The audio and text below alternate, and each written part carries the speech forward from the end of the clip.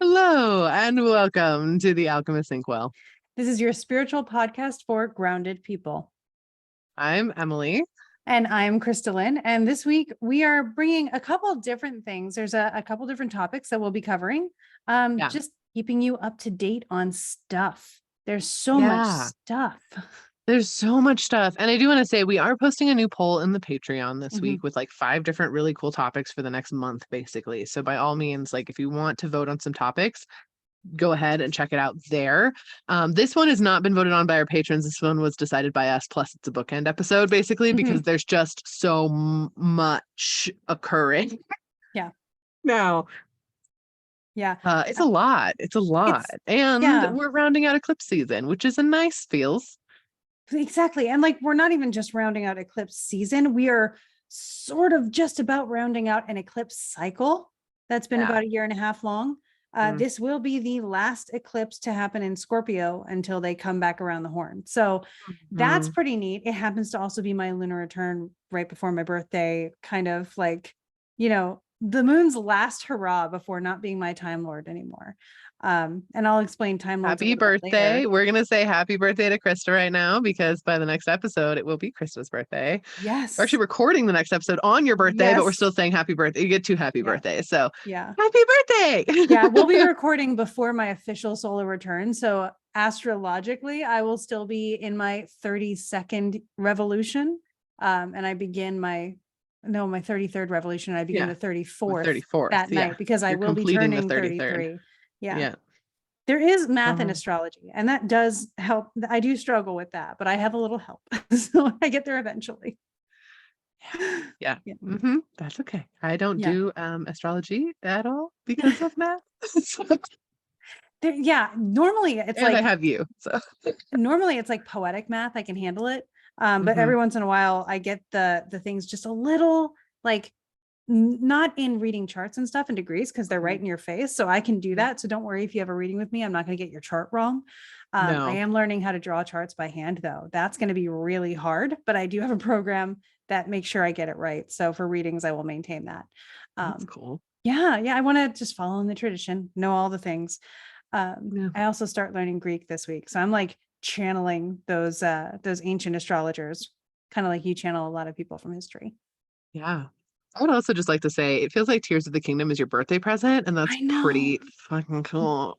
It's so appropriate for how much I like just love Zelda. That's the next Zelda game. For those of you who are not mega nerds, it comes out next weekend, which we're very excited. Yep. Yeah, I'm so stoked. I already have the collector's edition console and I snagged a collector's edition of the game, even though scalpers were on that. Emily was there when I got it, made my whole day. So let's talk less about me and my nerddom, and let's talk about everybody, because that's what's affected by the Scorpio lunar eclipse. It's not just my lunar return, y'all. It is a lunar eclipse, and the last eclipse happening in Scorpio. And it also happens to be occurring the day before a pretty big coronation, which is another historical moment. Yeah, we're going to talk about both. I think it's important for us to talk about both, because we have some feels and thoughts and things about the coronation, but also this eclipse is it my lunar? It's not my lunar return, but I am a Scorpio moon. Well, it'll be around there. I don't know if it's by degree or not. Yeah. Because my lunar return is the same day, because it's close in degrees. If your moon is within 13 degrees of mine, probably. I'm going to look that up really quick. I actually didn't even think about that. I knew it was in Scorpio too. I was just like, no. Well, it's like no thoughts. It's near that, it'll be a little bit more like noticeable and personal. Your moon is at 24. So yours will be probably, since it happens at like 1:34 p.m. and the moon travels about 13 degrees, it'll be like the next day-ish post eclipse. So you got that going for you. Ooh, awesome. I have the coronation moon is what I'm pretty much. My moon is before the eclipse by a little bit. Okay. So we're both just sitting in that space. Yeah. It's really interesting energy, just looking at it, because I've been looking at it for like the last week, being like, what's your deal? First of all, it feels cozy, which is weird.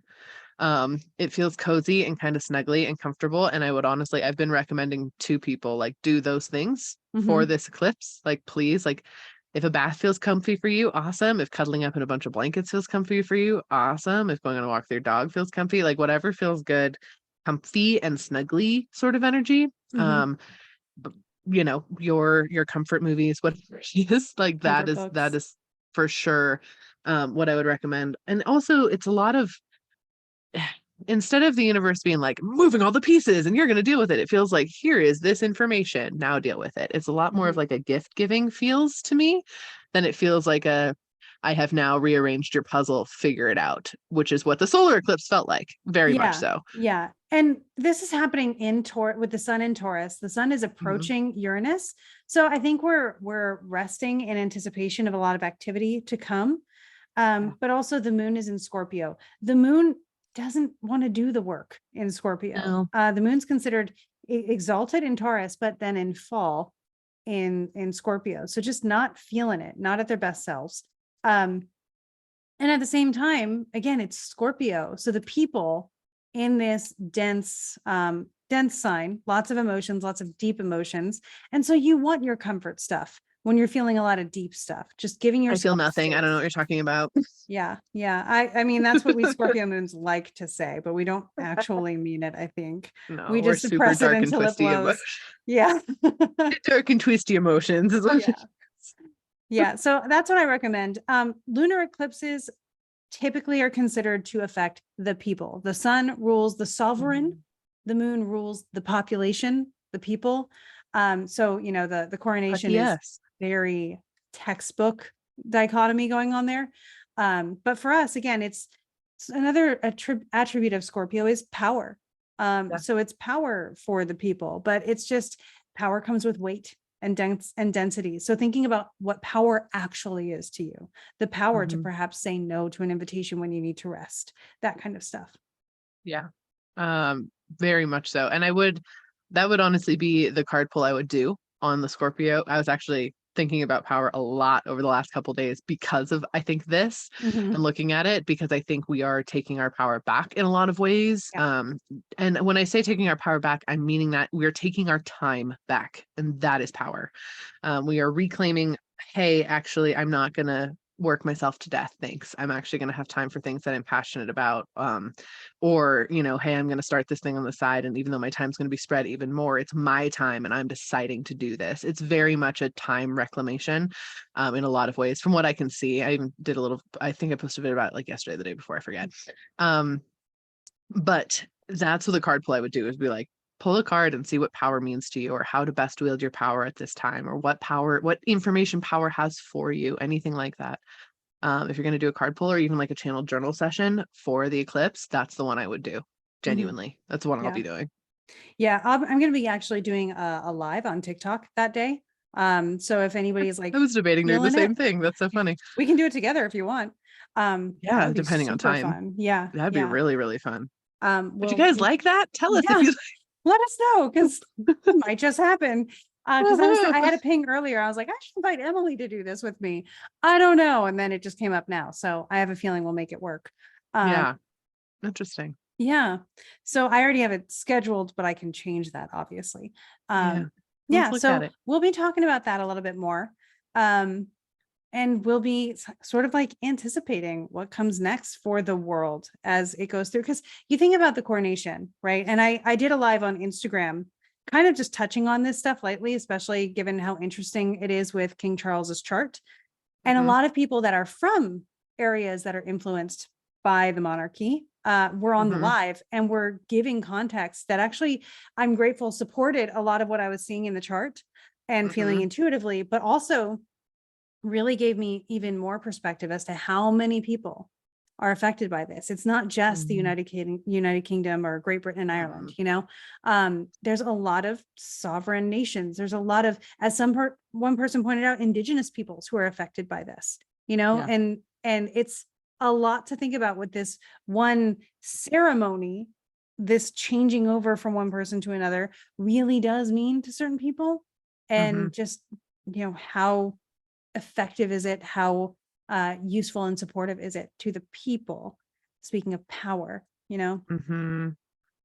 The answer is probably not very much to be I mean, yeah, welcome to the world today, right? Uh-huh. Um, but that's something to be thinking about. And again, as I was exploring this, thinking, how does that affect the people? Because it just was so interesting to me that they're going to hold a coronation right after an eclipse, and a lunar one at that, when Charles has been like counterculture in the monarchy from the start. Yeah. And it's during Mercury retrograde on top of that, which is also a decision that was made. Well, yeah, exactly. We're going to do this as of the recording of this episode. So still there. So on May 1st, we were halfway through Mercury retrograde. So everybody celebrate that. Take some stock about how far you've come since I think it was like April 15th-ish. I honestly can't remember anymore. I have it written down somewhere, but my brain is just a while ago. Noodles.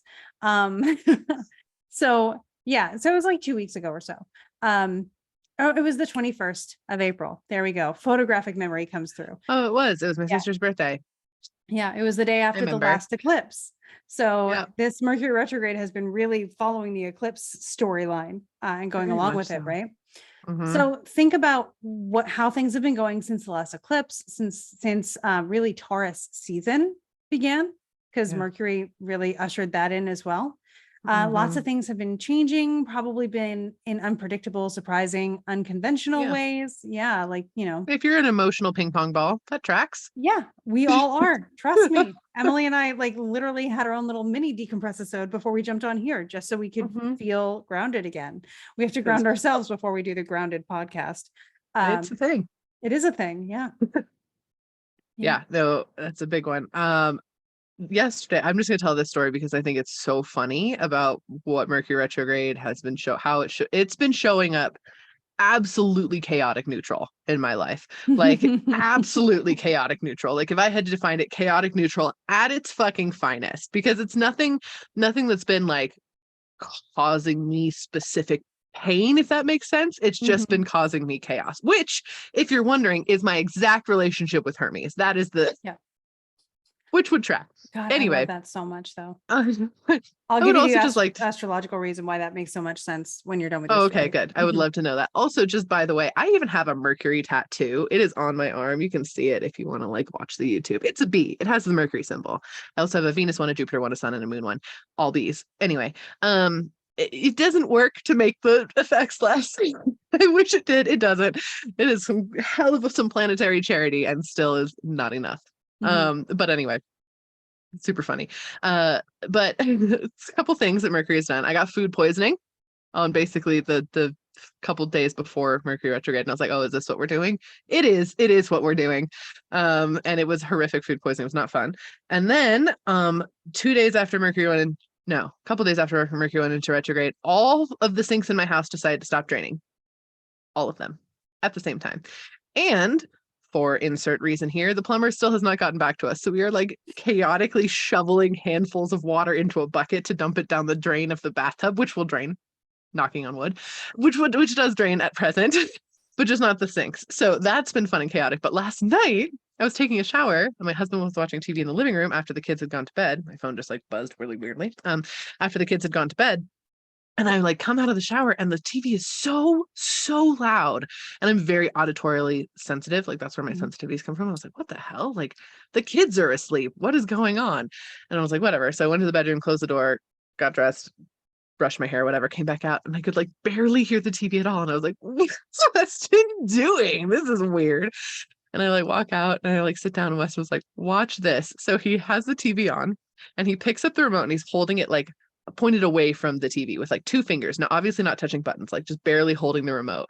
And when he points the remote to the TV, the volume starts going up, up, up, up, up, up, up, up. And then he points it to the side and it stops. And he does it repeatedly. And I'm dying laughing at this point. I was like, what? This is so chaotic. Are you kidding me? And no buttons on the remote were working at all. At all. He was not pressing any. You could not press any. It just is when you pointed at it, the volume turned on. He's like, I've turned the TV off. I've turned it back on. I've taken the batteries out of the remote. I put them back in. This is just our life now. It's just what it is. And I was like, okay. So then we just had to keep watching the absolutely chaotic show we were watching, which was hilarious to me. I thought that was super funny because that was not what we had planned to do, but I guess that's what we were supposed to do. So we watched Space Dandy for a while longer, which is an anime. It's very funny. And then this morning we wake up and it's all better. It works fine. That tracks. But so chaotic, such just chaotic neutral, right? Like Yeah. doesn't really cause any real harm, is just to be a pain in the ass, and is. Yeah. I mean, this Mercury retrograde stationed within 2 degrees of conjunction to Uranus.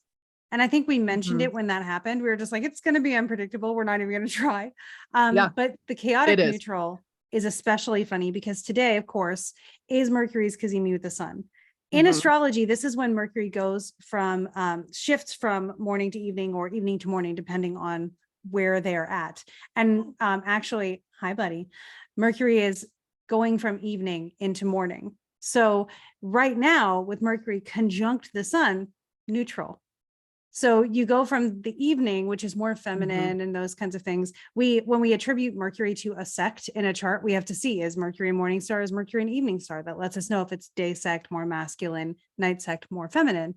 Right now, neutral. So it's pretty interesting. And of course, Mercury is chaos anyway, the original chaos, the original trickster. So mix that with Uranus and you've got quite the cocktail. This was another thing that came up. This was super duper cool. I was doing my group reading on Friday evening, which was fabulous. It was super duper fun.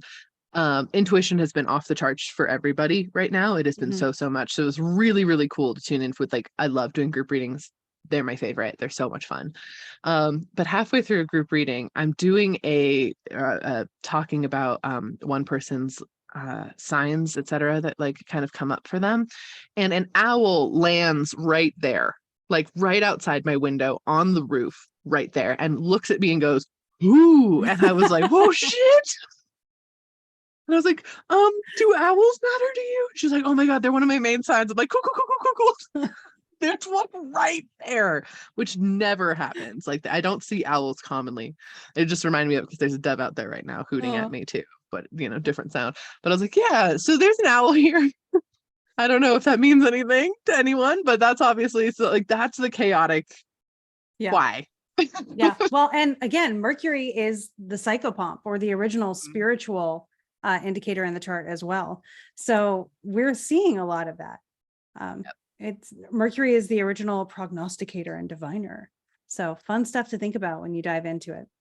And communication, like the messenger sort of planet, and also Hermes energy again, messenger. I know it's a different deity, but like that's the most relatable one for most people, since you haven't studied Mercury as a deity. It's easier to talk about Hermes as the deity. And it's that same sort of energy. So spiritual communication too. Also, dreams have been absolutely bonkers. They have.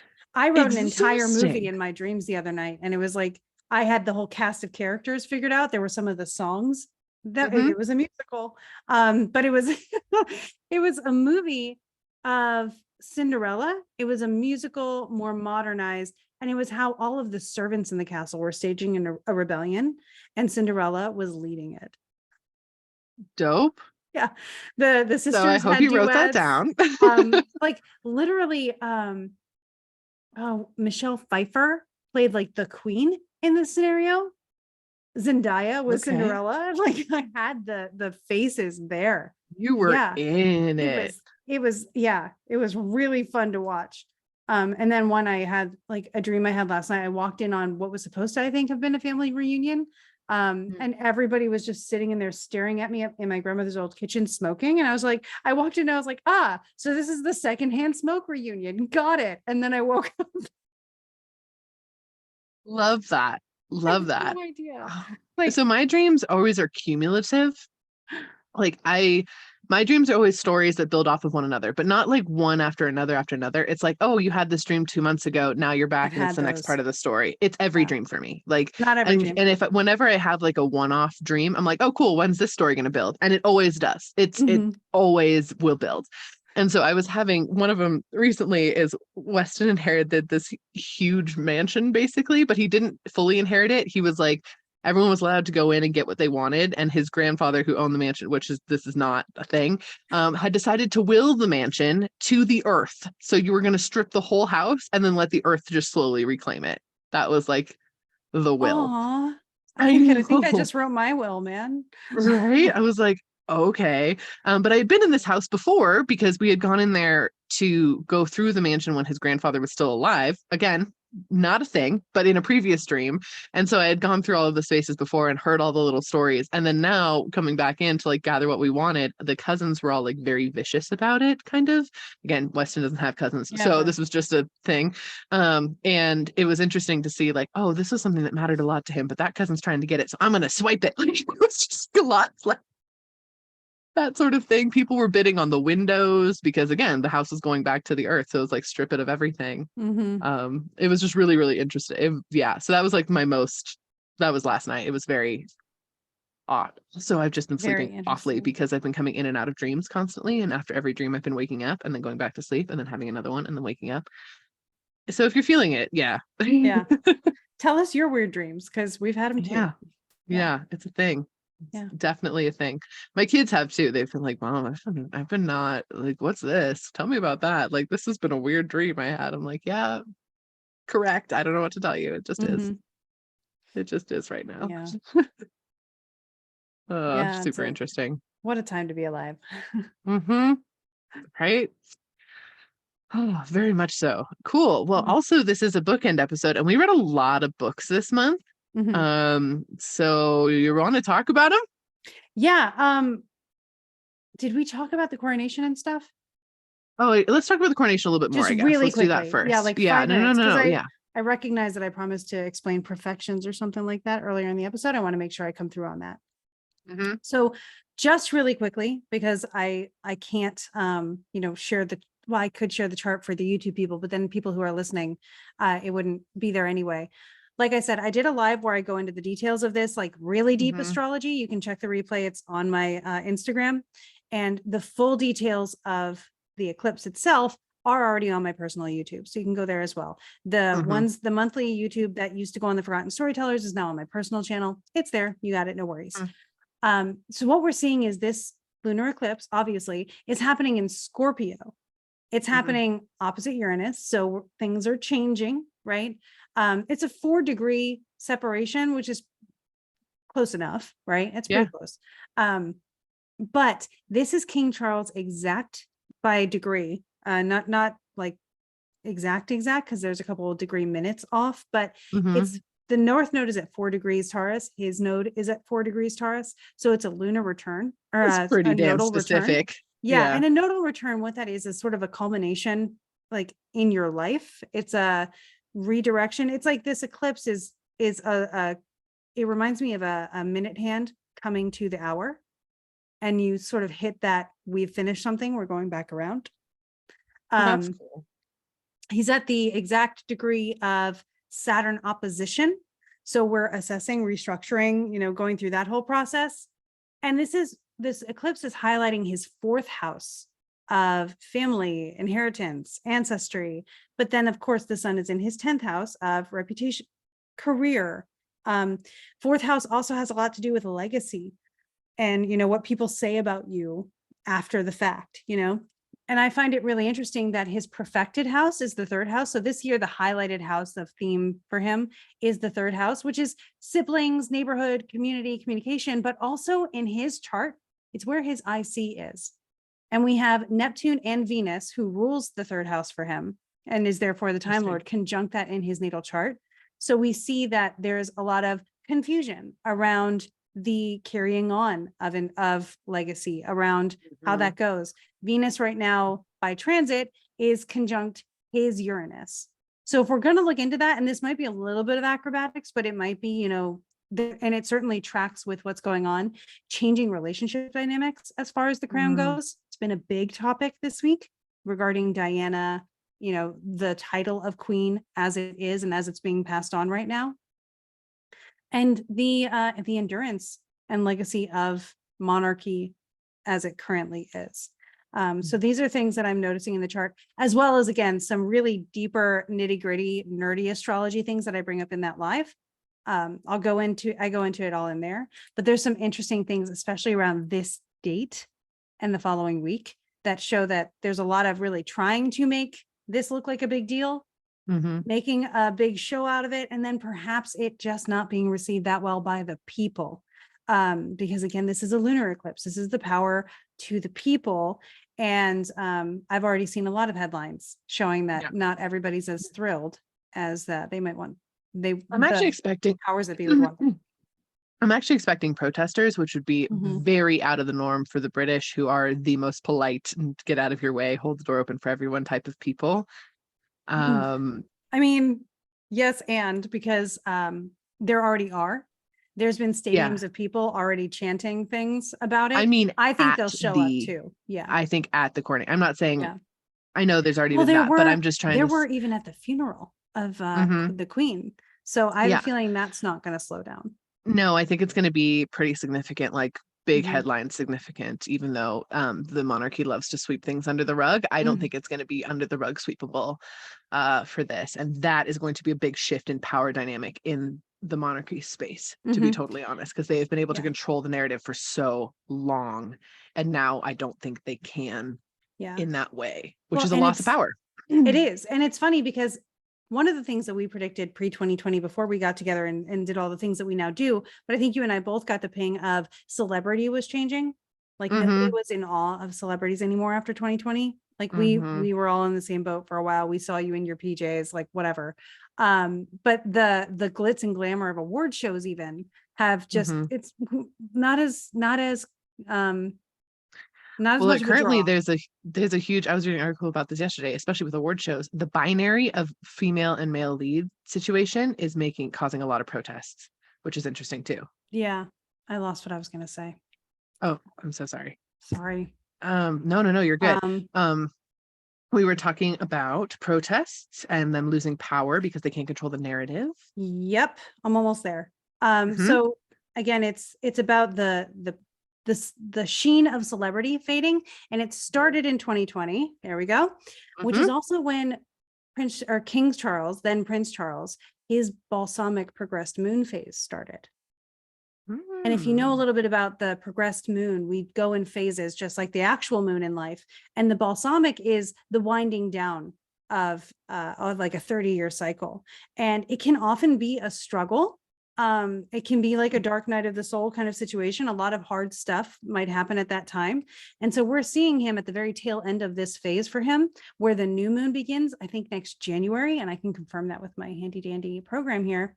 But that full moon or that new moon begins something brand new for him in his life, which means that right now he's finishing something in his life. And that'll be February 6th, 2024 is when the new moon happens. And it's in Aquarius, which is again another peopled sign. I was just gonna say that's not great for him. Yeah. So I think, again, I don't necessarily know that Charles himself is going to be too bothered if there's a change.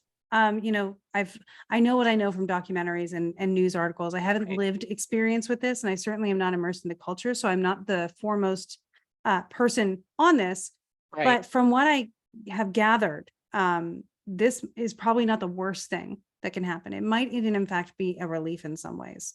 Mm-hmm. Yeah, we'll see. It'll be very interesting.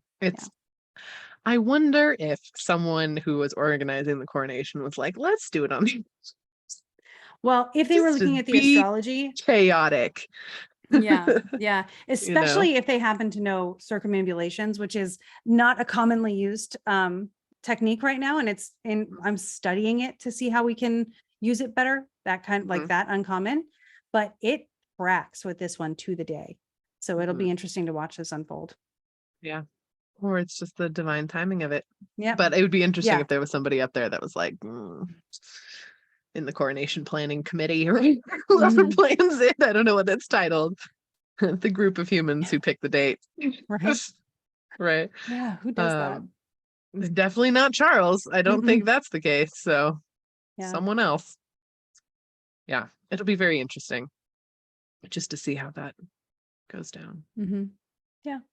But it's history unfolding as history does, and we get to watch it, and we'll, you know, I made the analogy this morning. Eclipses to me are like being part of a production, and this is the stage crew's time to set the stage and the settings and all of those things. And the players have to wait to see how the build works out before they know how to work with it, before they know where to stage themselves. And so we're the players, and the eclipse is setting the stage. And I think that's one way to think about, working with eclipses or choosing not to, because you don't know what the stage is going to be set with. You can block the scene all you want, and then there's actually a random rock where you were going to place the lead singer, and now you have to redo it. So that's one way of thinking about it. Yeah, I think that's a good way of thinking about it too. I appreciate that. Yeah. Awesome. So now we're on the bookend. Now let's talk about bookends. Thank you for that, though. I really do appreciate it. We mentioned the coronation. I didn't want to like gloss over it, so I'm glad we went more in depth with the energy sort of pings there. Do you want to start by telling us what you've read this month? Because you beat me this month. You read a ton. God. I bought an e-reader and I became unstoppable. So I'm going to list some of them you have already read and like we've talked about a little bit. Yeah. I do have a blog post on my website that you get through my newsletter and stuff that lists all the books and like what I thought of them, if they made it onto the shelf, that kind of stuff. So if you want more information, I'm probably also going to do a YouTube video so I can dive into it there. But I read A Sorcery of Thorns by Margaret Rogerson. I liked that. There were some things that, it was fun. It didn't draw me in. It didn't feel like high vibe. Oh my gosh, I relate so well to this kind of stuff. But then I read Emily Wilde's Encyclopedia of Fairies, and we all know how that went.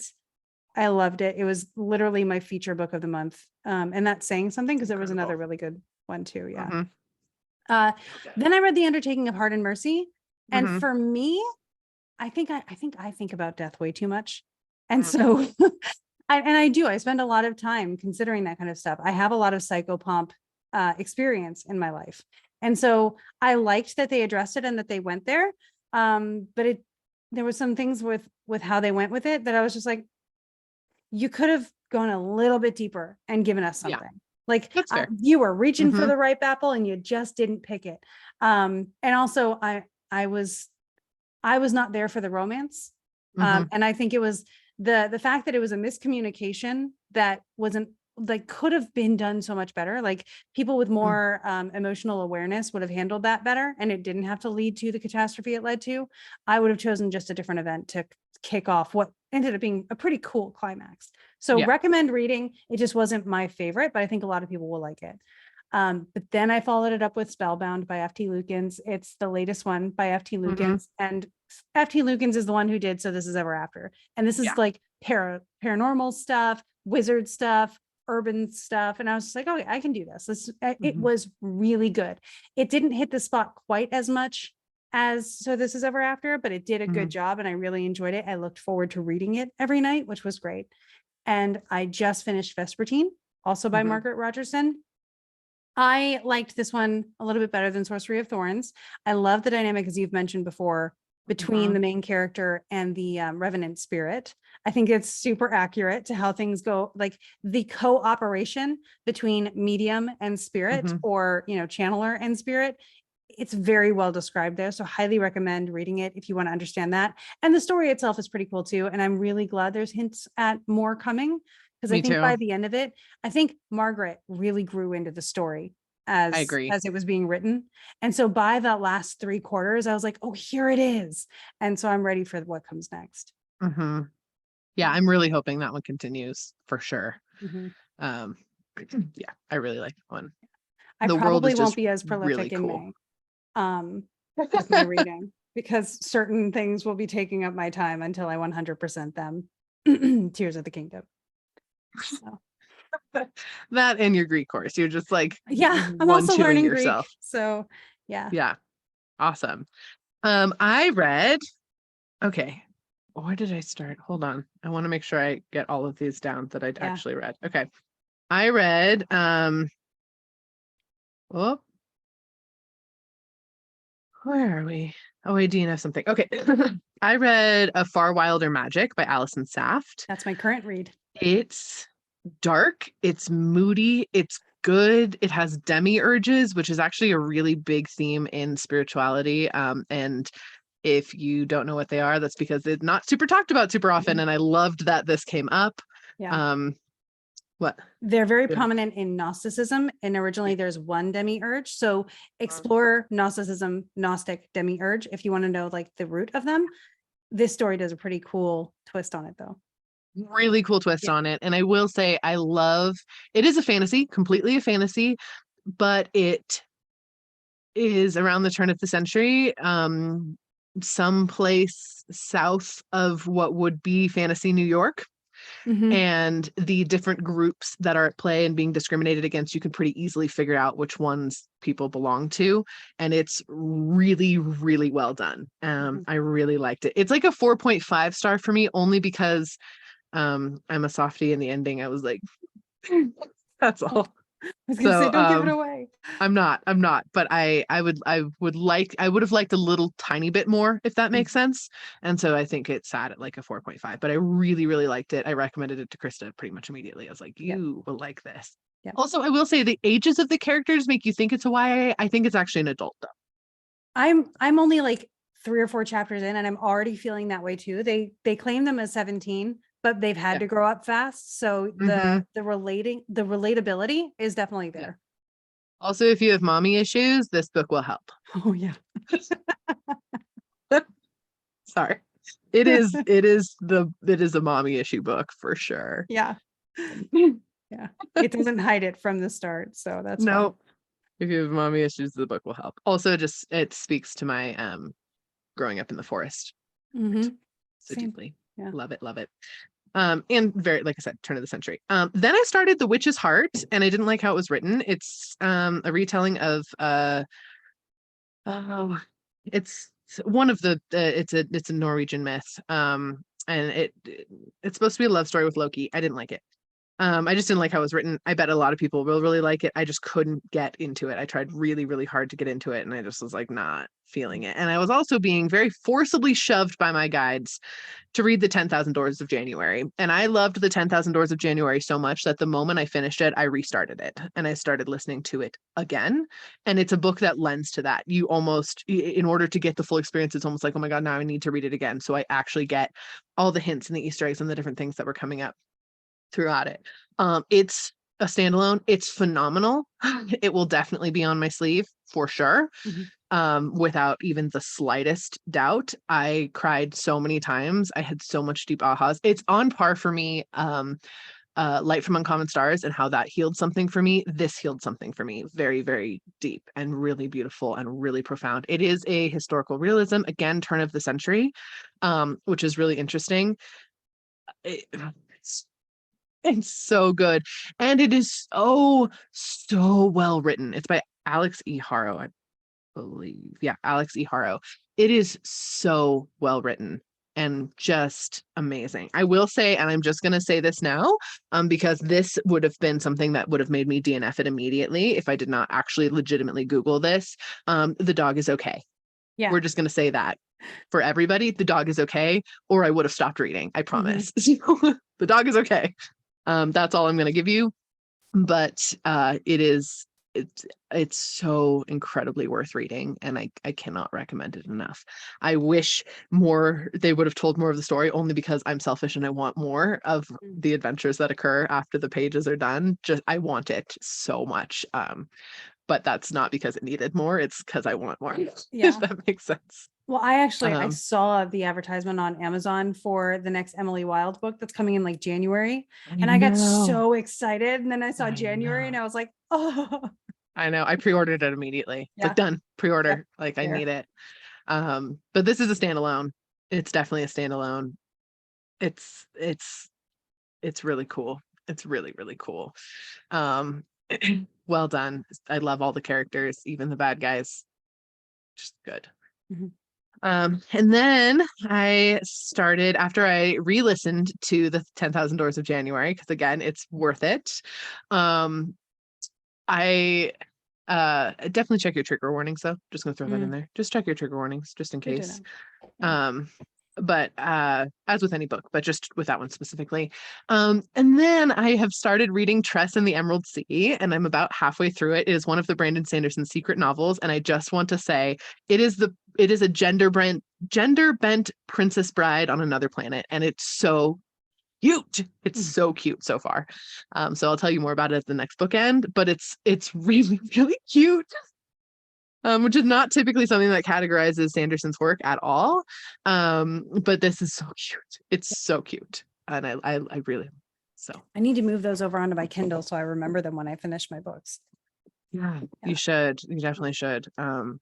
Yeah, the next the other one that he just released, which is again part of the secret novels, if you're part of the backing, which I am, I love Sanderson and his work. So it is A Frugal Wizard's Guide to Yeah. Surviving Whatever it is. The Apocalypse, I think. It's Maybe? it's something else, I think. I'm gonna look it up right now because Yeah, now I I want think to that's the know. one I'm really looking forward to as well. Yeah. But I'm excited to see where this one goes, to be totally honest, because I'm intrigued. I'm intrigued for sure. Sanderson has that effect. Yeah, it's really cute. This one specifically, like I love the gender bent Princess Bride feels of it so much. So much. Like they have even like a thing like the as you wish sort of thing that kind of carries through, but it's so cute and it's so nerdy and I love it. Anyway, Cool. that's where we're at. What's it called? There we go. The Frugal Wizard's Handbook for Surviving Medieval England. Gotcha. Yep. And it shows like a wizard with like a gun on the front. We'll see how that goes. But I'm excited to read that one too. So that's probably going to be my next couple books. We'll see. Also, TJ Klune's new book just came out too. So that one The I'm also going to puppets? read Yeah. soon. Yeah, As well. that's So we'll on see. the list. Yep. Which we have a lot of time because we're going to be traveling. I know. Oh, it's going to be fun. Cool. Yeah, that's what we read this month. If you have some high vibe book recommendations or ones you want to vent about, please share in the comments of the YouTube, or if you're in our Patreon, by all means, share underneath this episode in the comments there what your books were this month and if it felt good. Yeah, I'm going to be doing a YouTube video this week about my top 5 fiction books for spiritual awakenings, or to help, expand your psychic abilities. So if you're interested in that, I am going to have that coming up this week on my personal YouTube as well. So you can check that out. But yeah, real quick, we did have a question. It actually came from last episode. So I just want to touch on it really quick. Also, we loved your guys' interaction with the last episode. We're so glad that it resonated with so many of you. And thank you for the support to those of you who who said what you said. Also, yeah, no sticky. Ew. Everyone is on board with no sticky. Yeah, we don't. Just so funny. Weston peeled some of the stickers off of one of his water bottles, and then he passed it to me one day, and I just dropped it. I was like, "It's sticky." Oh gosh, why would you? He was like, "I'm sorry, I didn't realize that was an issue." I'm like, "It's sticky." How is it not an issue? But anyway, I digress. Can't handle it. Anyway, okay. I would love to know more about how to bottle up energy to not be perceived. I'm always a target for strangers to come up and share way too much info with me. Honestly, my first recommendation is visualize it bottling it up. Like literally put a cork in your energy, like pull it all in, wrap it around you like a big blanket, and bottle your energy in that way. I also will literally grow plants over myself. I will use this sometimes as a grounding technique, but usually I use it as a camouflage technique because then I'll feel like earth energy. I won't feel like an individual energy. And so I'll bottle it up that way as well. But usually just pulling it out in like a magnet and being like calling it in that way is super duper helpful. I have 2 techniques I use, which is one is like a volume tuner. So I'll turn it up or turn it down, or I'll expand it or retract it. And sometimes I will turn it up with the intention of like a keep out energy, so that if they, turn my way and I'm just not prepared to be holding space with them, it's a clear do not approach, not right now kind of energy. And I like to think about not right now, because I'm not saying I hate you. I don't want them to feel that off of me. Scorpio rising, I do that enough by accident. But it's a not right now feeling. And if they approach me, then I've already got the sorry, I can't right now prepared. But also empower yourself to be able to say it out loud. If someone does even breach that, if they just don't pick up on your energy and they didn't catch the signal, you can still say, I'm really sorry. I can't do I don't have the space right now. I have to go, or I don't have the time right now. I hope you get what you need, that kind of stuff. I have known when I'm very tired to literally be like, you are not going to get the version of me that you are like hoping for right now. Please give me until morning. I did that at a hotel in February. And I held a boundary with someone. I was like, this is not the version of me that you're hoping for. Like, this is not the version you're hoping for.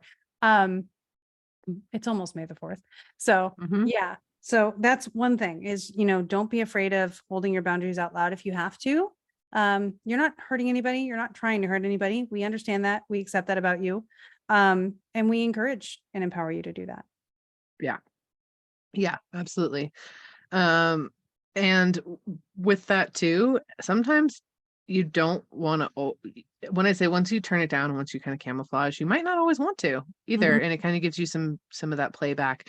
I will also say this is something I've used before, where I will literally surround my energy with the energy of like small talk. Like I'll be like, okay, Mm, that is the energy I'm giving off, which means if you're going to talk to me, all you're going to get is small talk energy back, which is not usually what people would want when interacting with my energy in the first place, which is kind of a repellent. So that's the other yeah. thing too, which I have done before as well. That being said, in other places, I'm super open and super deep, and I want to make friends there and I want to Mhm. expand there. And I highly recommend doing that as well. So just having consciousness around when you're doing it is important. Mhm. Yeah, hopefully that helps. And thank you all so much for listening. This has been a super fun episode. Like I said, we are posting our poll on our Patreon, and we have some really cool episode topics this time. We're really excited to talk about them all. So by all means, please, please, please. Whew, good yawn. Okay. By all means. Emphasis to rest if you Yeah. need to this week. Right. Rest if you need to this week, receive this week, relax this week in any ways that you can. It's going to be an interesting ride. So here we go. Mercury retrograde ends on the 15th. So we're Mhm. getting there, guys. We're getting there. Jupiter comes into Taurus on the 16th. We've got stuff ahead. It's going to chug away. It'll feel nice. Yeah. Doing the things. But yeah. We hope that you take all of this energy and you Go make some magic. Yeah, cool. I don't know. I think we did good. I think we gamed the system on this one. Who knows? I think, yeah, we'll see. Hey, bye. Bye.